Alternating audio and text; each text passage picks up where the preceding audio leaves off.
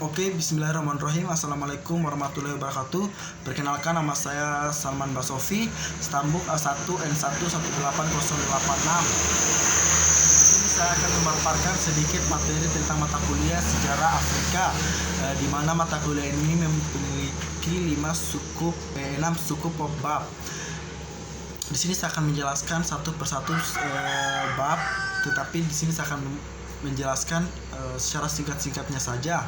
Langsung saja, bab 1 itu adalah tentang kehidupan penduduk di Afrika.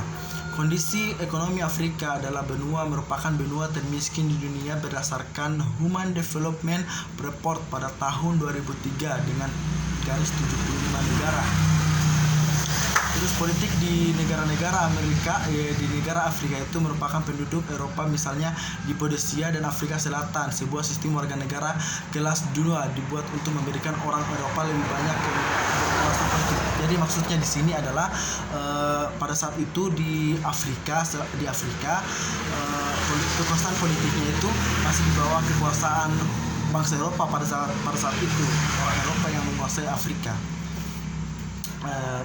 Langsung saja kita masuk ke bab 2 tentang peradaban perkembangan awal kehidupan di Afrika. Afrika merupakan benua terbesar kedua di dunia dan merupakan benua dengan penduduk terbanyak dengan 1/7 populasi di dunia ini. Terus Afrika juga dikenal dengan sebuah negara julukan negara benua hitam karena rata-rata di sana merupakan rata-rata orangnya itu berkulit hitam atau ras negroid. Namun bukan berarti orang Eropa itu mempunyai julukan orang hitam, tapi melainkan mereka itu ras negroid tadi. Sehingga adanya hal tersebut, tentunya Afrika mempunyai sejarah-sejarah yang cukup panjang membahas tentang suku mereka, suku ras negroid. Mereka memiliki sejarah-sejarah yang sangat panjang. Mungkin itu saja yang saya bisa bahas. Pada intinya itu tentang orang Eropa itu memiliki rata-rata mereka itu adalah berkulit hitam karena mereka adalah ras negroid. Langsung saja kita masuk ke bab 3, Islam di Afrika. Proses masuknya Islam di Afrika. Di sini saya akan menjelaskan tentang Afrika pada saat itu merupakan kekaisaran Romawi pada saat itu. Namun Islam masuk di Afrika itu ditandai dengan kekuasaan Sayyidina Umar bin Khattab sekitar pada tahun 476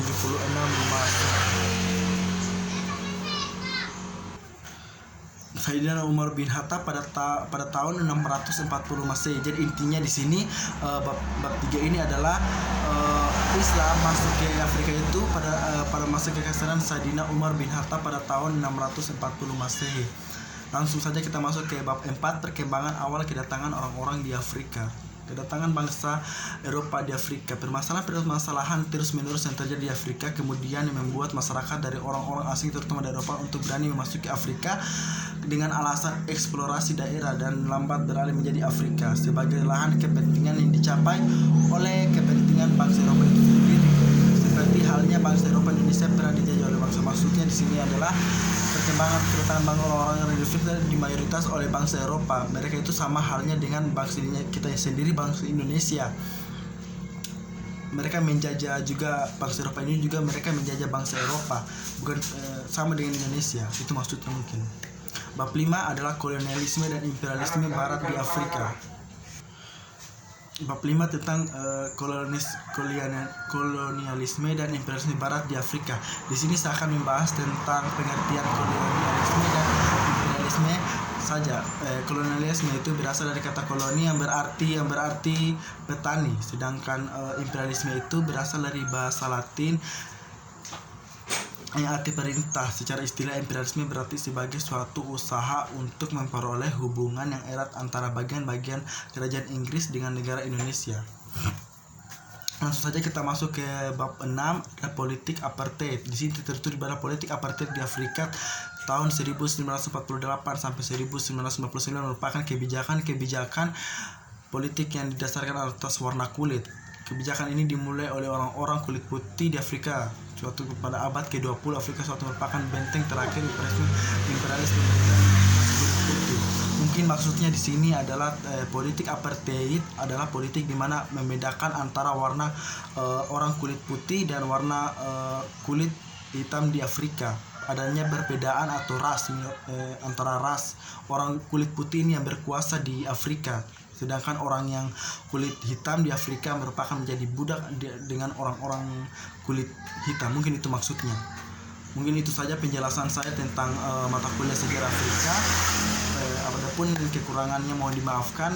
Saya ucapkan bila taufiq wal hidayah. Assalamualaikum warahmatullahi wabarakatuh.